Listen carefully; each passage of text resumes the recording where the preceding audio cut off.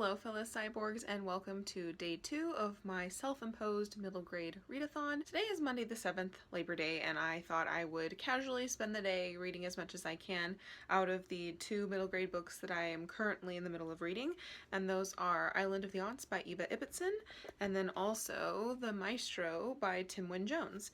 So let's go back to past Amanda in the early morning and see her plans for today's reading. Hello fellow cyborgs, good morning. It's a little after 7, so I think I'm going to start out today with reading as much of The Maestro as I can this morning, and then after that moving toward finishing Island of the Aunts in the late morning / early afternoon. So I will check in when I'm less groggy and more ready. Hey there, so it's about 10:30 now and I'm a little bit past halfway in The Maestro by Tim Wynne-Jones.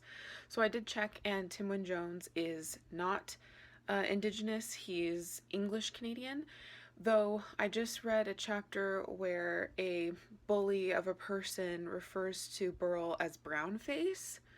So I think it doesn't really matter. It's not own voices or anything, but I'm still kind of wondering if Burl is meant to be First Nations or just, white Canadian. So I had forgotten a lot of the plot of this story. I had mistakenly assumed that Burl was going to be in the wilderness with this hermit at his cabin for all of the story, but that's actually not what's happened. So now I'm really interested to see what's going to happen next because I have very little knowledge of what's coming up. And I actually enjoy the scenes where Burl is on his own and just in solitude and living on his own to be the most interesting parts and probably the most idyllic parts to read about. Burl really seems to thrive when he's on his own power, and especially since the people in his life up until this point, with the exception maybe of a teacher who is compassionate but I think also too naive to really know how to help Burl,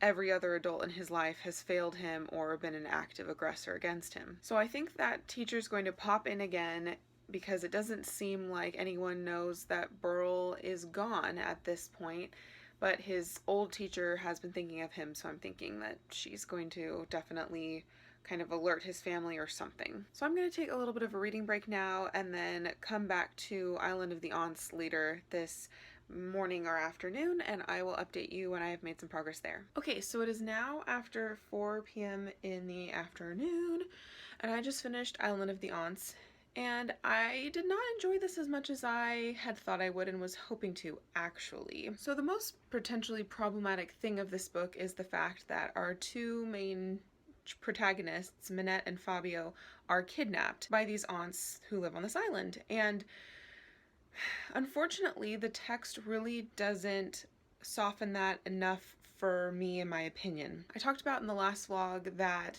Minette and Fabio talk about how they need to leave, but then eventually learn to value the island and really love the creatures that they care for. But for the most part, all that we really see of their relationship is all of the hard work that they do.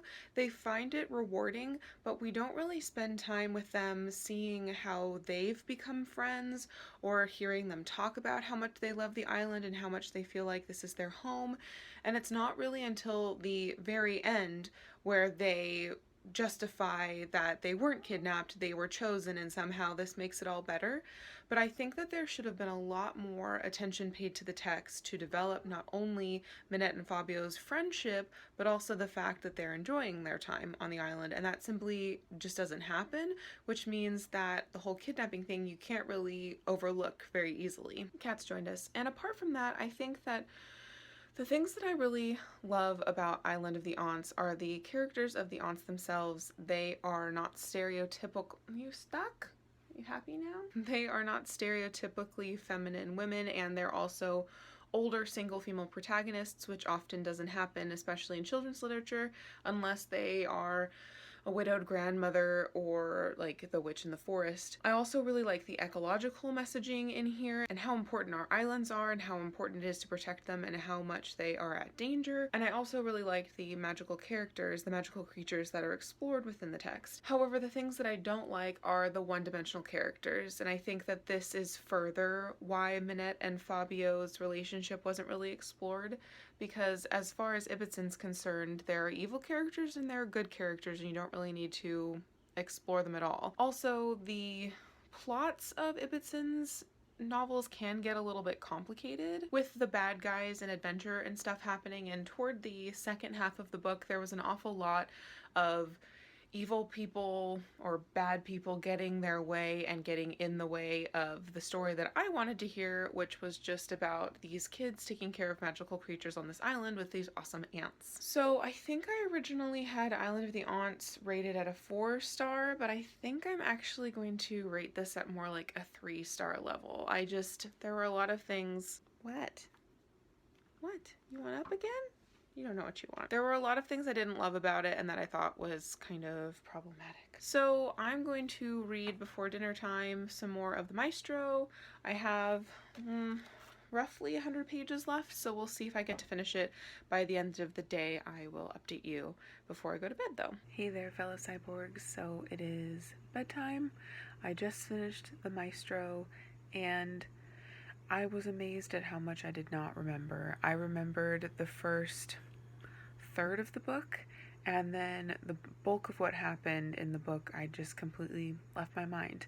My favorite parts of the book were definitely when Burl was on his own in solitude in nature, and I did like the realism of Burl's situation, his abusive father and his dead-end town, and even just like the lack of basic services in rural Canada. But there were a lot of really frustrating things about the story as well, and quite a bit of bleakness, even though at the end we're left with a rather hopeful note.